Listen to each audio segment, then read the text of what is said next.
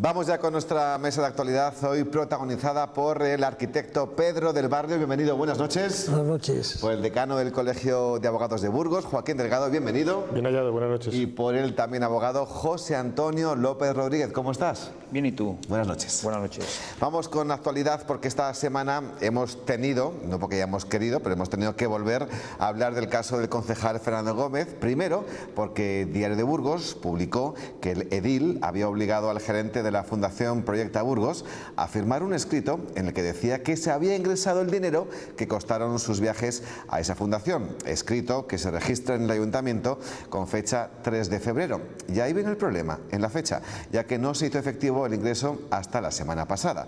Ramiro García, cuando fue preguntado por ello, respondió que eran órdenes de Fernando Gómez. A raíz de esto, tanto el grupo Imagina Burgos como el mismísimo concejal de Hacienda han acusado al gerente de Proyecta Burgos de falsear la contabilidad.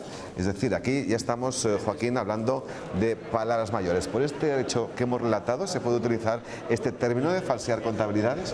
Bueno, estamos hablando de que siempre que no se ajusta algo a la realidad que uno entiende que debe ser, pues puede incardinarse en algún procedimiento o en alguna acusación de falsedad. Lo que pasa es que la falsedad normalmente suele tener un componente de efectividad, es decir, que la falsedad en sí misma normalmente no tiene sanción. Si la falsedad tiene un objeto que luego resulta que la cuestión que ha sido puesta como falsa tiene una utilidad para alguien, pues entonces tiene más sanción. Este tipo de manifestaciones pues siempre hay que tomarlas con la debida prudencia, puesto que la aplicación de la realidad a determinadas visiones, uno puede entender que presentar un cheque al cobro no es cuando lo presenta el cheque, sino cuando el cheque puede estar postdatado, etcétera. Bueno, hay una serie de connotaciones aquí que siempre habrá que tener en cuenta.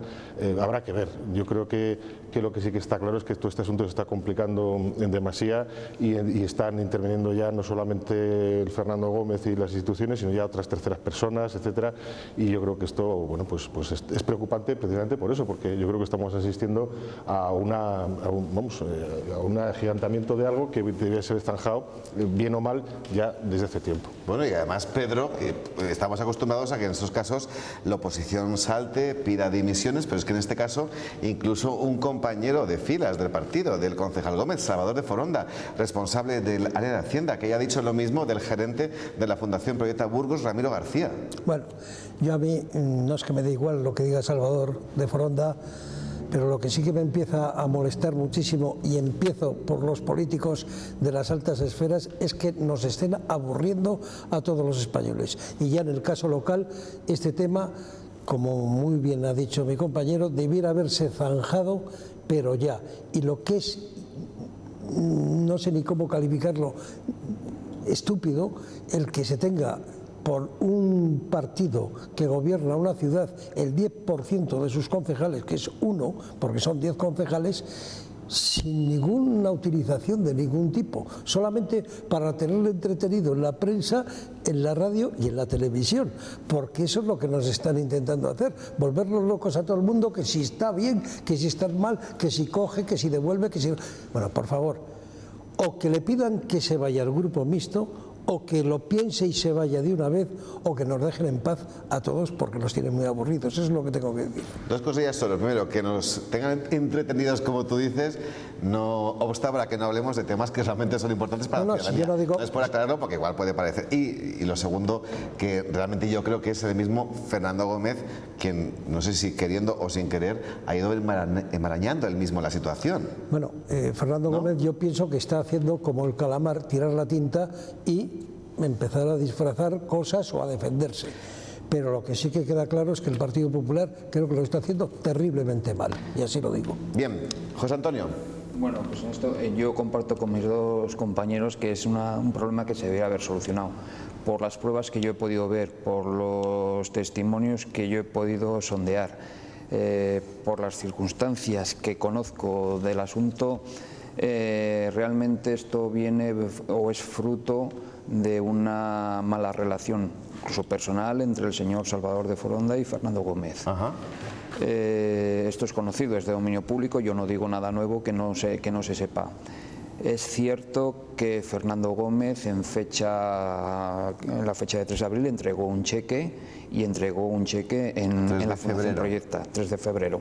Es cierto que en la Fundación Proyecta ese cheque existe, pero no es cierto que se diga que se hubiese ingresado en la caja bancaria. Se dice, está en la caja de la Fundación Proyecta, y por distintos testimonios que he recibido, ese cheque no se presentó al cobro en ese momento, porque precisamente Salvador de Foronda fue consultado acerca de qué se hacía con ese cheque y se esperó a que hubiese habido una reunión del patronato. Esa reunión del patronato va a ser la semana próxima, pero si se ha ingresado ha sido fruto después de una determinada reunión de Salvador de Foronda con determinadas personas del ayuntamiento, incluido el gerente Ramiro García, y se le dio orden, por así decirlo, de ingresar ese cheque.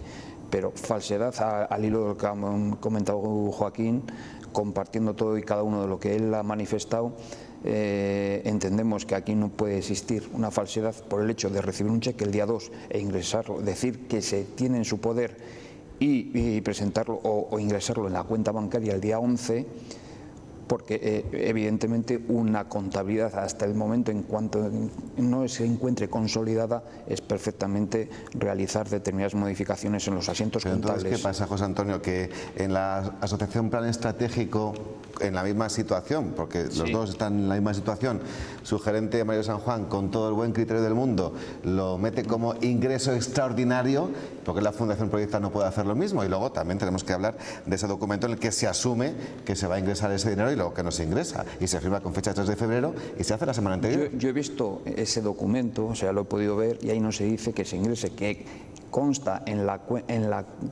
cuenta de caja o en la caja de la Fundación Proyecta, pero no se habla en ningún caso de cuenta bancaria. Tenemos en cuenta un cheque, es un medio de pago. Es como si tuviésemos 2.000 euros en el, por decir la cantidad que estamos debatiendo, es como si tuviésemos 2.000 euros en el bolsillo, directamente. Bueno, suponiendo que se pueda cobrar, si es en fondos, no. Hombre, evidente, pero entonces ya la falsedad sería la del cheque. Hay muchos supuestos, ¿no? La falsedad o el engaño ya estaría en la persona que expide el cheque. Quiero creer que, habiéndose hecho por conducto notarial la entrega de ese cheque gozará de los fondos correspondientes. Y es más, ahora mismo sí consta que ese cheque tiene ese dinero sí que tenía fondos. Tú dices que has visto pruebas, también te consta, y además me encanta, ¿no?, que podamos compartirlo todo esto con los espectadores. ¿Te consta que ese escrito que firma el gerente de la Fundación Proyecta Burgos está hecho al dictado del concejal Fernando Gómez? Eso lo pueden saber, los únicos que lo pueden saber son ellos dos. Por eso te pregunto si te consta. Constarme no me consta, a mí personalmente no me consta, porque yo no he estado presente en el momento de que si se dicta o no se dicta. Personas que se han dirigido a mí es efectivamente que sí se ha hecho al dictado, porque la forma normal de producirse o de conducirse generalmente es la realidad de ponerlo en conocimiento del jefe y que el jefe diese el visto bueno respecto de esa que Fernando Gómez obliga al presidente de yo ya no digo obligar, digo, bueno, sugiere, si o te sugiere o digo, mire, aquí tiene este relato de hechos, ¿estás de acuerdo con ello? Sí, firma, no lo sé. Y es cierto que el actual gerente de la Fundación Proyecta Burgos va comentando que piensa llevar a los tribunales al Salvador de Foronda por las declaraciones del otro día. Eso a mí no me consta. A mí lo único que me consta que el gerente está bien asesorado jurídicamente y que en toda su actuación posterior, e incluso al escrito del día 3 de febrero, ha sido consultada con eminentes expertos jurídicos. Bien, ¿algo que comentar antes de pasar al siguiente asunto dentro de este capítulo? ¿Pedro? Yo que me sigue dando muchísima tristeza, de verdad, porque esto no mejora ni la imagen de Burgos, ni mejora la imagen de su ayuntamiento, e incluso empeora porque nos está entreteniendo a todos para conseguir cosas que eleven a esta ciudad. Así lo digo. Y un apunte simplemente.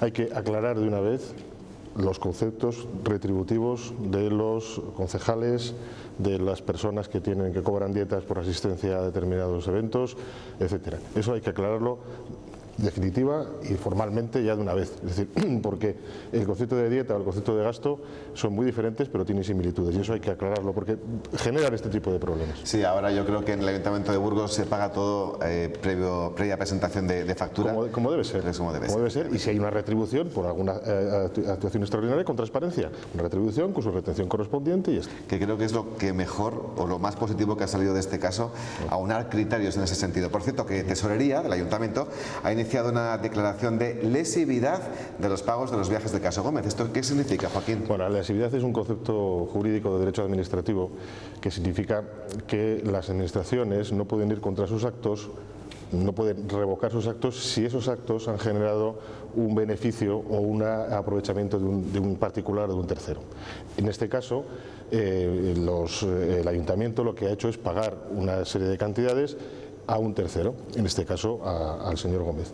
¿Qué sucede? Que el concepto de lesividad viene manifestado porque el ayuntamiento tiene que declarar primero que esa actuación es lesiva antes de anularla. Es decir, tiene que declarar un procedimiento formal que esa actuación es lesiva para el ayuntamiento, se declara con audiencia de los interesados y después ese acuerdo se anula en la autoridad contenciosa administrativa.